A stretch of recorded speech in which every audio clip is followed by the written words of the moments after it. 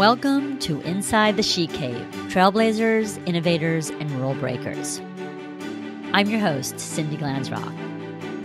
On today's episode, I am thrilled to welcome Janet Eilber.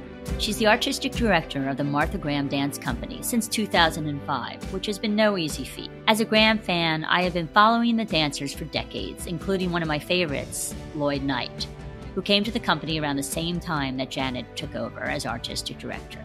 Martha Graham was a world-renowned American modern dance choreographer with an extremely expressive and athletic style of dancing, as I might say, a provocateur. She founded the company in 1926 and was the first to dance and perform at the White House, and the first dancer and choreographer to receive the Presidential Medal of Freedom, among the first recipients of the United States National Medal of Arts. Graham danced and taught for over 70 years the Graham technique, which reshaped American dance. The company and school is based here in New York City, right across from the Whitney Museum of American Art, and the technique is taught worldwide. After some organizational issues and financial turmoil in 2000, the Martha Graham Company and the school was in jeopardy of ceasing operations. But Janet Eilber stepped in to turn things around back in 2005. While continuing Martha Graham's legacy and adding a modern yet intimate approach, while also a new way of expanding upon the Graham classics. We began commissioning new choreography from today's top choreographers, making programs that placed the Graham classics beside entirely contemporary works. And it turns out there's a conversation to be had. Graham classics bring a historical context and this timelessness to the conversation. Yes. And the new works bring the contemporary conversation. They bring fresh eyes to the Graham classics, and there's a real resonance between the old and the new. And audiences have been really engaged. So let's jump right in with Janet Eilber. I'm extremely excited today to be visited by Janet Eilber in the She Cave, the artistic director of Martha Graham. Martha Graham is the oldest dance company, but the freshest dance company, as far as I'm concerned, in the United States of America. It's been around since 1926 and, of course, founded by Martha Graham herself. What's so unique about the Martha Graham Dance Company, for me at least, is the modern and contemporary expression of dance. When I have gone to this dance company for over 30 or 40 years, going to see these dancers, their diversity, their versatile, their angelic athletes, Wall Street Journal quote, angelic athletes. We are here today with Janet, who's going to talk to us all about the dance company and as the creative and artistic director. She was a dancer and has recently been honored, I think it actually a very important honorary degree she received from the President of the United States as a 50-year legacy with the dance company as a dancer and now the artistic director. We want to welcome Janet, a beautiful woman, a innovator, trailblazer, and rule breaker. Welcome, Janet Eilber. Thank you, Cindy. It means so much to me to be part of your podcast, because I know you talk about innovation and breaking rules. And sometimes people think about Martha Graham as being very sort of old-fashioned and conservative, and it's quite the opposite. And I look forward to talking to you about it. So what's going on with Graham these days? And give us a little history. I know there's a lot of changes that have occurred over the 50 years, especially since you've come on board 18 years ago in 2005 as the Grand Poobah. Things got shaken up a little bit. Things got shaken up a little bit. Martha Graham herself was a revolutionary. She changed American dance.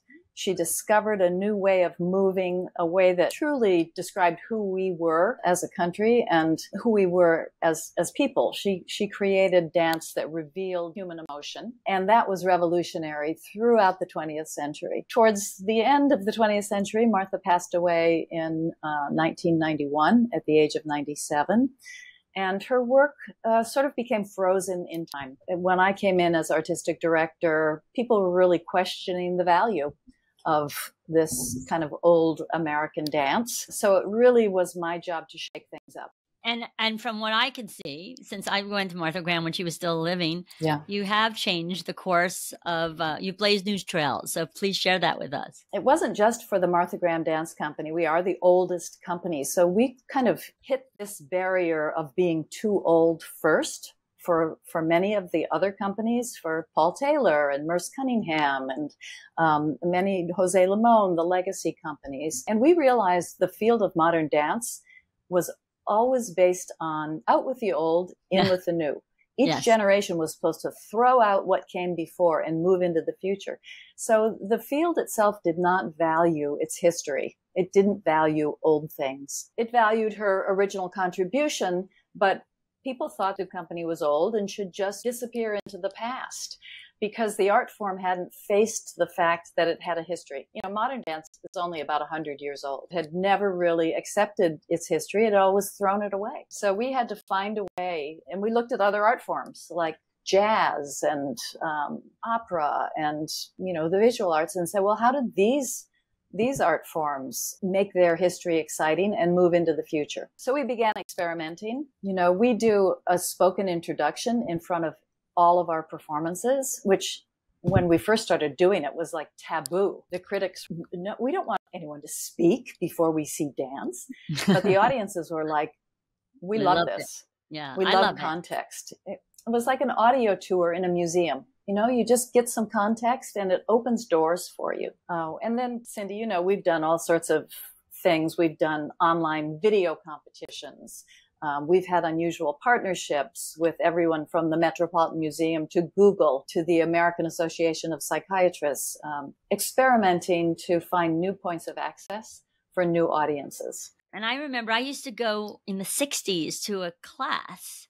You had the classes, and now I know you have classes from, it says from 18 or 8 to 81 years old that you actually give classes. You can go in and take a Martha Graham class. Absolutely. Our school is also almost 100 years old. Congratulations. And we have certificate programs. We have a wonderful teen program, you know, a big international program for students who come from all over the world. During COVID, we started Zooming Martha Graham classes. This is a huge part of how we reach audiences through students, through the next generation. And I understand that a lot are previous legacy dancers that teach at the school. I believe, did you teach at the school too? Oh, sure. You know, yes, our teachers, many of them are former company members. Many of them are still people who actually knew and worked with Martha Graham herself, like I did. So we still have a roster of Graham experts that are on our faculty, that do our outreach, that set the Graham ballets on other students and companies around the world, a network of artists that were, many of them trained by Martha herself. I know that you are, obviously being a woman and a artistic director, I don't know what percentages of women as artistic directors in ballet companies that also work in the company. Mm-hmm. I don't know if that's something you've studied, but is it unusual that you've stepped into this role? To me, it's innovative, of course, trailblazing, but tell us like where you came from and how you ended up here and what makes you trailblazing and innovative and different than the others. In the dance world in general, there are fewer women artistic directors. Probably in the modern dance world, it's a little more prevalent. You know, we have been women-led since Martha Graham founded this company. Exactly. So that's quite an extraordinary record over 100 years. My background, Martha took me into the company at a very young age. I was still in college at Juilliard. This was 1972. I was trained in ballet and the Jose Limon technique and the Graham technique. And I danced with Martha for about a decade, of course, becoming a devotee of the style of dancing that she created. It's so expressive. It's so athletic. It's just sexy and engrossing. Well, you can describe it maybe better than I can. Martha created new roles for me in ballets. She directed me in dances that she had created for herself. So I really had an in-depth study of Martha's legacy from the inside as a dancer. Was she likable? After I left. Was she friendly and likable?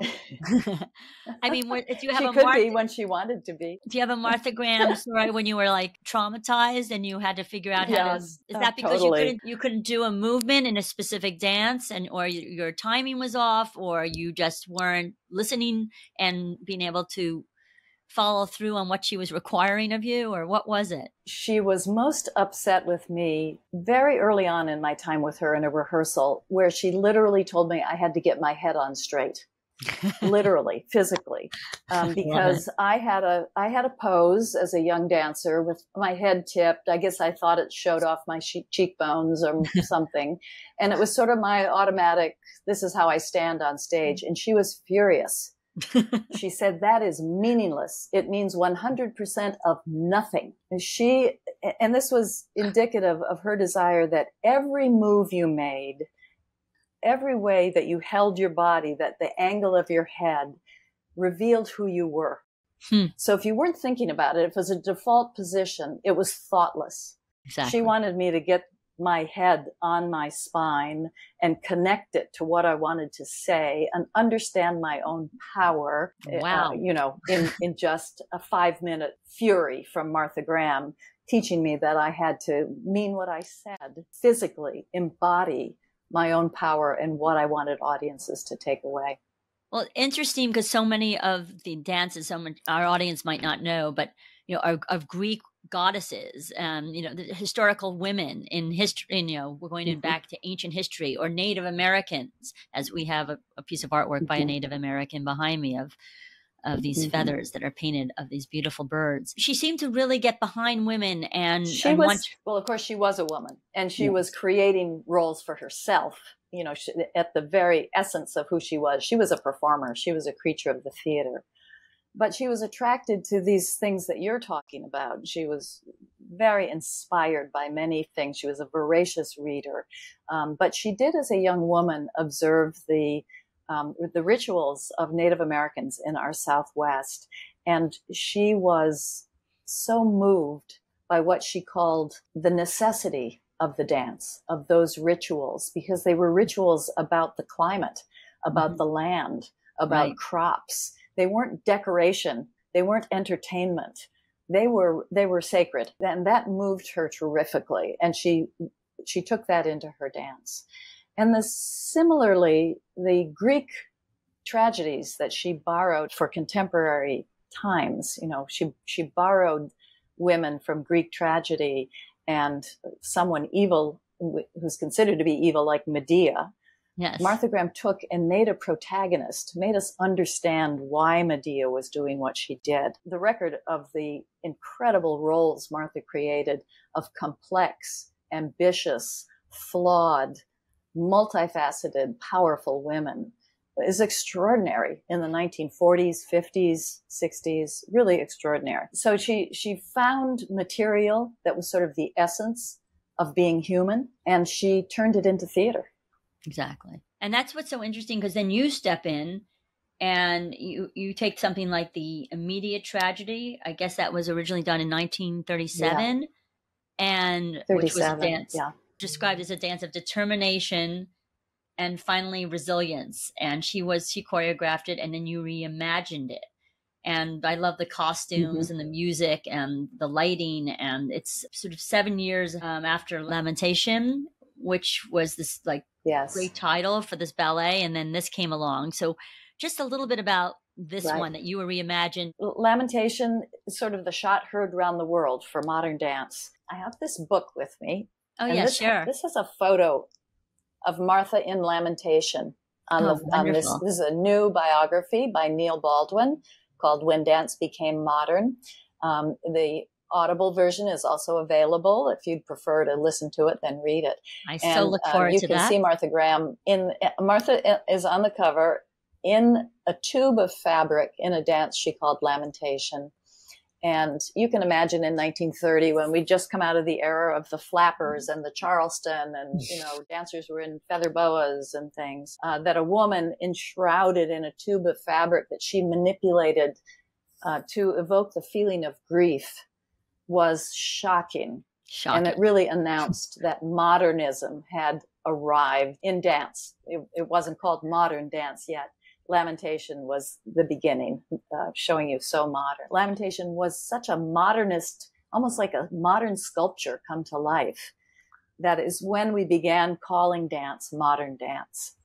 Trying to evoke pure emotion in her dances, like grief in Lamentation, And by 7 years later, when she got to Immediate Tragedy, she was also evoking the world situation, because Immediate Tragedy was dedicated to the women in Spain who were suffering through the rise of fascism and the Spanish Civil War.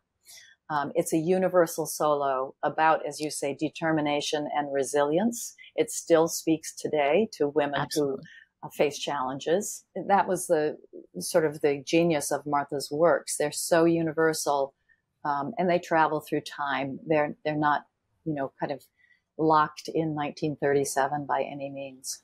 I think it's an interesting story. A young man came to us and he said, my father passed away recently and I was going through his things and we found these rolls of film and Martha Graham is on them. Would you like them? And we said, of course we would like them. His father had been dating a dancer in Martha Graham's company in the 1930s, and they allowed him to sit in the front row of a performance with his camera and shoot the performance. So Immediate Tragedy was on that program. Oh. There was no other record of it. There was no film of it. There were a few studio photos of it. But suddenly we had these contact sheets with about 30 photos of Martha dancing this solo. Because we had contact sheets, we knew the order of the poses she was in so that we could figure out how she was moving one to the next. We knew what the costume looked like. Through the other archival research, we discovered the program notes and, who wrote the music and why she did it. But we really were able to bring it to life and bring it back to the stage because of that young man who brought us these canisters of film that had been in the closet for, 70 years.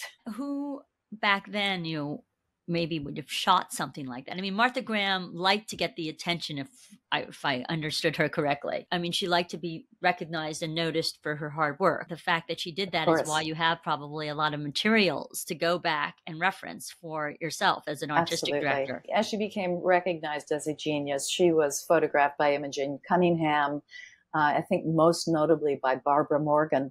Yes. Interestingly, two women in the 1930s and 40s who were breaking ground in their own art form. We feel very lucky before film kind of became more available in the 40s that we do have records of some of those early works through these photographs.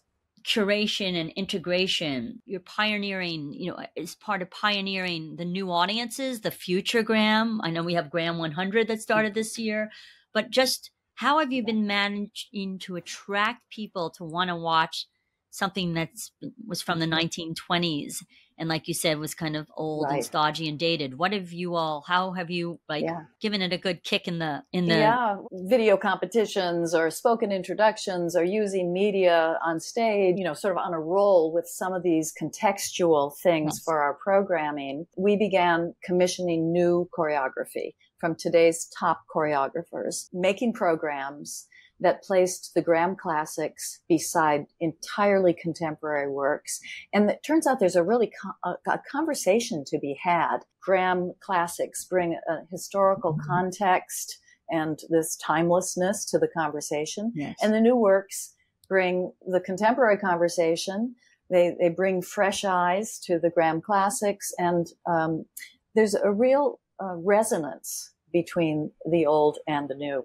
And audiences have been really engaged and, kind of astonished by how well the Graham classics sit on a program with works that are extraordinarily different, new vocabulary. The audiences are also really amazed with how our dancers can go from dancing the Graham language, which is very recognizable and difficult and athletic, to dancing languages that our dancers are working with today, the more contemporary techniques and even ballet and flow, choreographers who are working with a very different physicality.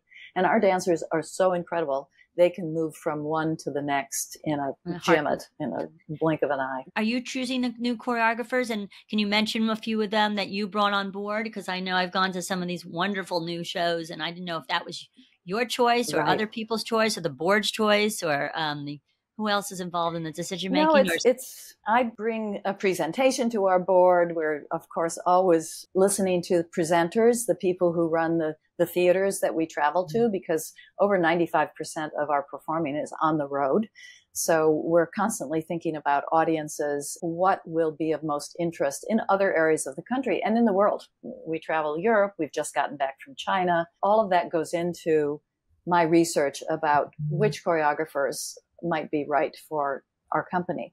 We've worked with everyone from ｃ̌ǐ who's gotten a Tony nomination for Jagged Little Pill on Broadway and done some other amazing things. We've worked with ｃǒcǐ̌ცǐცǐცǐცǐცǐ, who's gotten a Tony Award for Moulin Rouge. Nacho Duato and Mats Ek, these are enormously respected choreographers in Europe. Kyle Abraham, Azure Barton, Michelle Dorrance, the tap dancer, Annie B. Parson, Pamela Tanowitz. People who know the dance world know that these are the, shall we say, the hottest names in dance right now. And our most recent one is by the movers and the shakers. The literal movers and shakers. ｃέχციτσικ is our most recent guy. He's based in the UK, and he's a fabulous choreographer. You know, their interest in the Graham legacy. I should add that people say, well, how do you choose them? Mm-hmm. And it's not just because I think they're great. I specifically look for people who are very different from Martha Graham. I don't want a work that's Graham-esque. Mm-hmm. I think a Graham-esque work will suffer if it's put beside a Graham work. So I look for people who are really forging their own area in dance. Mm-hmm. And we also do thematic seasons. For example, we did one called Myth and Transformation, where we focused on Martha Graham's Greek works, but we also brought in Andanos Phoniadakis, a Greek choreographer who made a new ballet based on a great Greek myth. ｃ̌ǐცǐცǐცǐცǐცǐ joined us during our theme of the sacred and the profane, because he often does very ritualistic works based on sacred ritual.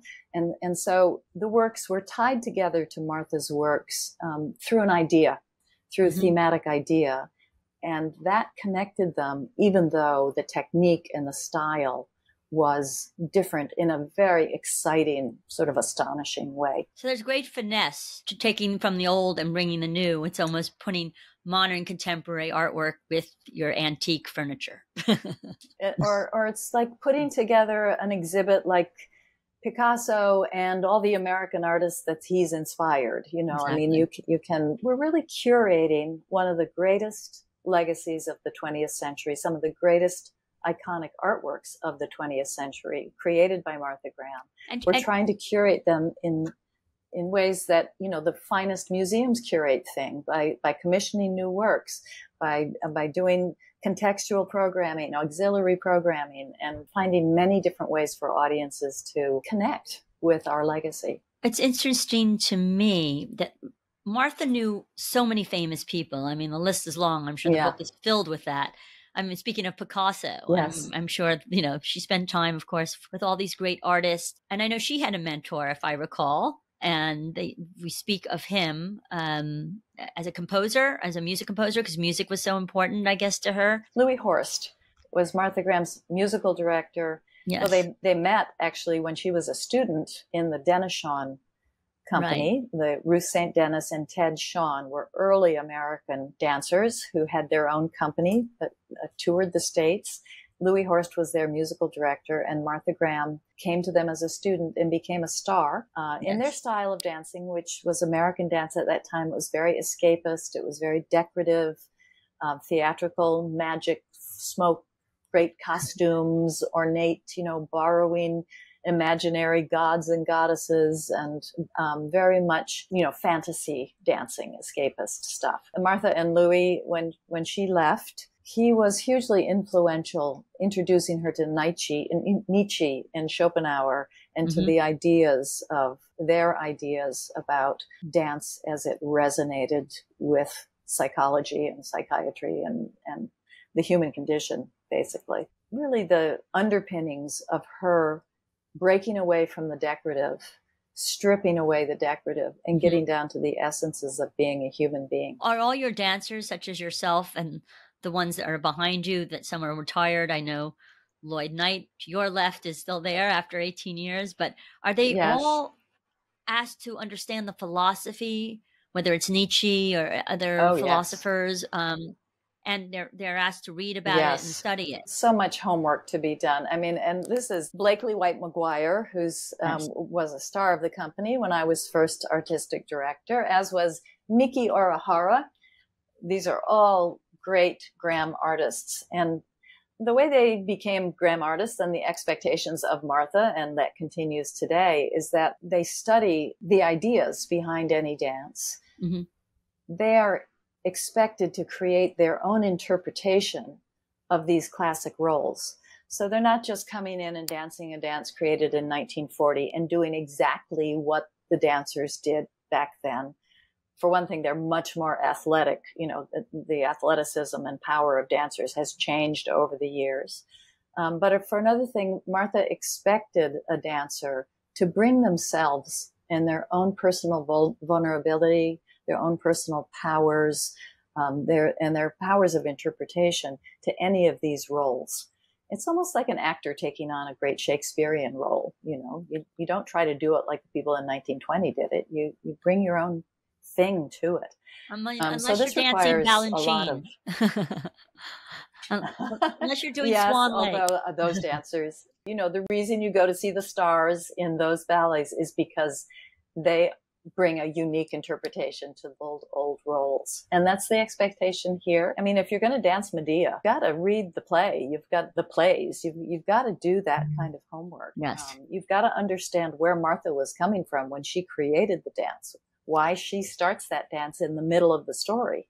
Exactly. You know, there's all sorts of stuff that they have to dive into. And the legacy of Martha, which is being carried forward right now, you have to have big shoulders to carry this legacy.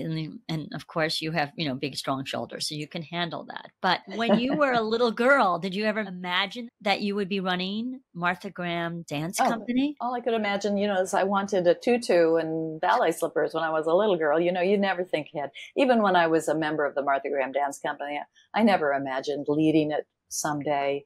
I left Martha to do some work on Broadway. Right.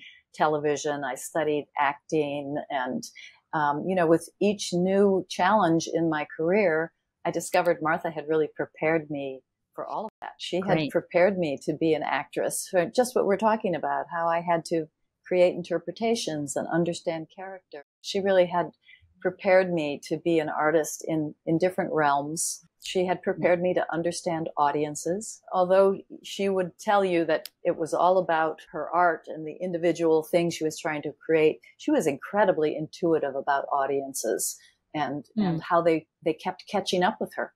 She would break through something, and then a couple of years later, she would have to find something there were new frontiers because the audience was catching up with her. I learned those sorts of life lessons from Martha. Even with Martha, whether it was the stage set, Isamu Noguchi sets that she used and that you still use today, and the costumes that she created and the music. How are you blazing that trail and continuing to? Who's the costume designers, and who are the lighting designers? Well, it's, with each choreographer, we commission for a new work. It's sort of a new creative team. We do have a wonderful lighting designer that we often work with, a wonderful woman lighting designer, Yi Chung, who's created lighting designs for many of our new productions. Our costumes right now, we're working with Oana Barit, who's also overdoing Don Q in another place, and Karen Young, who is a costume designer that understands the Graham legacy. She's worked on our classic costumes as well as created new ones for us. But, in the past, you may also be thinking of the fact that Halston made costumes when Martha Graham was alive. Halston. Donna Karan. Calvin Klein did costumes that we'll be dancing in this fall when we bring the Maple Leaf Rag back to the stage. Great. Maple Leaf Rag is coming back. Martha Graham was a great collaborator. People think of her as very sort of stern and dictatorial, but with many incredible, the musicians, Aaron Copland and Samuel Barber and Menotti, and, she was inspired, as were they, by their partnerships in the 20th century. And we try to bring that same kind of collaborative spirit into our studio. It's so interesting. I was reading about 1991 autobiography, Blood Memory, which I'm sure Graham, where she lists her final performance as in her 1970 appearance in ﷺ of Eagles, where she was, I guess, 76 years old. It's amazing to think that she choreographed, was 181 different, what does he call it, compositions or dances. She just seems like a plethora of creativity, and yet she wanted to dance and dance till till they literally pulled her off the stage. The breadth and depth of her contribution and her influence allowed her to stay on stage. And she choreographed works that were more and more acting roles and less physical for herself. And the audiences came to see. Without that genius, our dancers can't stay on stage until they're 76. You know, I mean, that's just a different. But dancers do stay. I mean, Mickey stayed with us, you know, probably into her 5th decade, into her 50s. Lloyd has been with us 18 years, and he came to us after he graduated for college. So you can imagine that he's, you know, a very young 41-year-old, you know. That dancers, the average age of retirement for dancers in the United States is 31. Is it? And in the Graham Company, because there's this combination of acting and dancing, they become so expressive that they can be smarter about their physicality over the years and learn how to phrase things that are still incredibly impressive, but not as taxing as what they would do at 20, for example. I know that Martha received, you know, several awards. I'm sure you have too. You just earned a 50th anniversary, I think, last year in 2022. I know Martha Graham received from 2 presidents national awards and presidential awards, and being honored as not just legacy, but just as, you know, an incredible representative of dance for the United States of America, and just such a strong, forceful woman. And yourself, an American treasure, I think. I was lucky enough to dance at the White House when Martha Graham received the Medal of Freedom. Wonderful. I danced 2 solos, Lamentation and Frontier. This was 1976. Gerald Ford was president. Betty Ford, the First Lady, had been a member of Martha Graham's company when she was Betty Bloomer before she was married. How interesting. So that was an extraordinary experience. And so to receive a letter from the Bidens, Joe and Jill sent me a letter on the anniversary of my first performance with the company, which was in 1972. So it was the 50th anniversary of my first performance. Bravo. Standing O. It was pretty stunning. I was so surprised. And I think Ronald Reagan also gave Martha Graham an award, wasn't there? Yes, I think so too. I'm not remembering the name of it at the moment, but she wasn't a political dancer. She was not political. No. Her art is really universal, really speaks to all people. Yes. It's about the human experience. What's next? Graham 100. We have 3 years to look forward to Graham. Tell us just in brief what's going on. And also, where are you heading? Yes. I know you're in Vail in a couple on July 29th. You know, we looked at, we realized our 100th anniversary, we're the oldest company in the States, is in 2026. And, you know, 4 or 5 years ago, I started thinking, how are we going to celebrate this? What are we going to put together? And I finally realized we cannot do it all in 1 year. We just cannot describe the breadth of this contribution and what the company has done in its 100 years. So we decided to celebrate for 3 seasons. Of course, the company will be performing classic works. Each season will have a commission. We also have all these auxiliary events happening. PBS is supporting a documentary that's being made about the company. The NYC Dance Project is photographing the company and making a coffee table book that will have archival photos as well as current photos in it. We're partnering with the Met Museum. We're going to do pop-up solos in many of the courtyards at the Met this fall. The New York Public Library of Performing Arts at Lincoln Center is creating an exhibit, really comprehensive exhibit that will be in 2026. And we have many partners around the world. We're inviting other dance companies and universities to license the work that Martha created and perform it. We're inviting them to do a creative project based on Lamentation, where they create new choreography inspired by Martha Graham's Lamentation. And we're touring the world, starting, as you said, at the Vail Festival on July 28th and 29th this year. Then we're going to Jacob's Pillow from the 16th through the 20th of August. I'm going to try to get there. And, to Jacob's Pillow. Great. We're doing our Medea ballet. We've been talking about Medea. Yes. We're doing another Greek-themed work, Errand into the Maze, and our brand new work by ｃέχηცέχηცέχηცέχηცέχηცέχηცέχηცέχηცέχηცέχηცέχηცέχηცέχηცέχηცέχηცέχηცέχηცέχηცέχηcέχηchéchere titled Cave. It's a really dynamic program. We hit the road in September in the States, in Pennsylvania, in California, and Colorado. And then we're going to Europe for 3 weeks, Spain, Italy, Germany. Tell us about those two places you danced in Egypt and Athens. I think, was that the pyramids in Egypt? Oh, yes. Oh, yeah. Well, we danced actually in a theater in Egypt. In Athens, we danced at the ancient amphitheater that is below the Acropolis, the Herod Atticus. Wow. Extraordinary, thousands of years old. And to have the Graham works, which seemed so new compared to that stage Exactly. and that setting, but they had the relationship of, again, the essence of being human, that has traveled through time. That's what Martha Graham captured. And what we continue to try to represent. Dance connects body to body.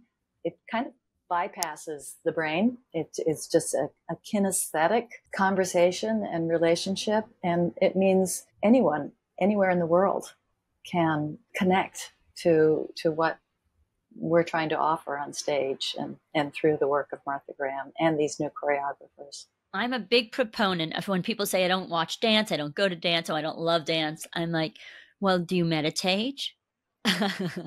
Because it's so meditative. It's so, I think it just brings down, all the stress that you have going on in our world. And you go to a dance performance and it just seems like they're doing all the work and we're just watching. And we're so lucky to see these. Yeah. And they're so athletic and their expressions and their beautiful bodies and their muscles and they're just such, heavenly creatures that come down to serve us. Yeah. So yeah, our dancers are world class. They really are jaw-droppingly beautiful. They really are. Yeah. And, people connect to our work, as you say, do you meditate? Do you breathe? Exactly. Dancing is based on the breath, Exactly. The activity of the breath. And, even the babies you see on Instagram dancing to the beat. Everyone's a dancer. Everyone is a dancer. As I say, there's this kinesthetic kinship, body to body, when you come and see our dancers dance. I love when you come up stage. You have some wonderful benefits. You have the benefit every year, which is at the City Center still. Oh, no, I'm sorry. Down to the Joyce Theater. Excuse me. Every other year. 1 year we're at the Joyce, the next year at City Center. Right. We trade back and forth. So what's our next? gala? When is that? Our When's the gala? Our next gala is in April at City Center. We have a world premiere by Jamar Roberts, fabulous choreographer, and the score is by Rhiannon Giddens. Rhiannon is a remarkable singer. She just won the Pulitzer Prize for an opera she created titled Omar. She's the artistic director of the Silk Road Project, which was created by Yo-Yo Ma. And she's an incredible folk singer. And so they're working together to create a companion work, something that we're producing a new version, a new production of Agnes de Mille's Rodeo with its famous Copland score reorchestrated for bluegrass.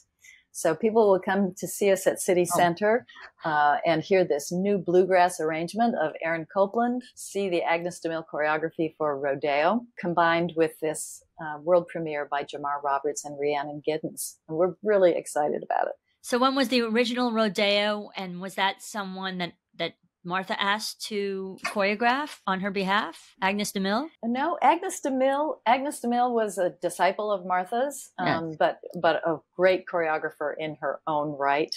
Mm-hmm. She went on to choreograph on Broadway. She did Carousel and Brigadoon and Oklahoma. That's all Agnes de Mille's legacy. Yes. But Rodeo is one of her most famous works for the stage. Speaking of new audiences and ways to reframe the classics, we're having the score reorchestrated for bluegrass in order to open the conversation about a more inclusive history of the 20th century, that bluegrass is really an art form that grew out of the Black community. It was started by Black artists. It's kind of a neglected area of American history, and we want to have that conversation. Rodeo is also about gender. It seems to tell the story about a tomboy, a cowgirl who wanted to be one of the guys, but finally puts on a dress so that one of them will notice her, bringing that a new twist too, so that today's conversations about gender and being allowed to be who you are. We're not going to have these conversations from the stage. We're just going to show these joyful, joyous ballets. It sort of will resonate with these ideas that are so much a part of culture today. I was impressed at Lincoln Center. They probably got the idea from you, Janet, that Misty Copeland got up before the dance and spoke about the dance and interviewed one of the dancers that was going to be in the performance.